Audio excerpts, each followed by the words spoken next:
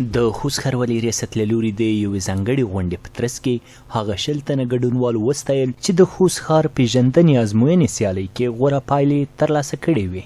یاد پروګرام د ښاروالۍ ریاست لخوا د خوست د تاریخي، جغرافیوي او ټولنیزو معلوماتو د ترویج په موخه جوړ شوی و چې موخه یې د ځوانانو ترمنځ د ښار د پیژندنې کچه لوړول دي. په مراسمو کې د ښاروالۍ ریاست مسؤلینو، فرهنګي شخصیتونو، ځوانانو، مدني فعالانو او خبریالانو ګډون کړی و.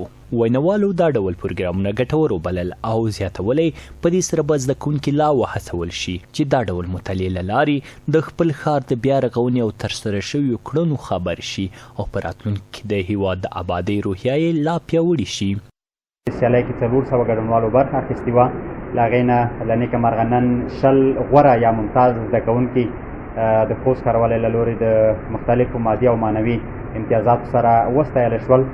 نو په ټوله کې که ووایو د دې پروسې نه موږ په بشپړ ډول راضي یو، ځکه تقریبا تر 15% پورې داسې ګډونوال وو چې هغې له 500 یا د 55 څخه زیاتې نمرې اخیستې وې.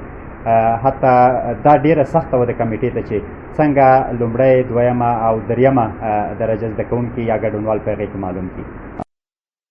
د ازموینې ګډونوالو هم خوښي وښودله چې د خپل ښار د پیژندنې لپاره ورته دا ډول فرصت برابر شوی و او په راتلونکي کې د ورته ازموینو غوښتنه کوله.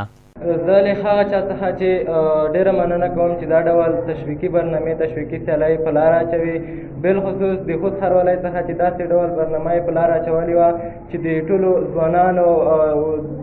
ځوانانو لپاره یو ښه فکر لرلو او دا سیالۍ چې دي دا د شاګردانو په روحیه ډېره مثبت اغېزه کوي.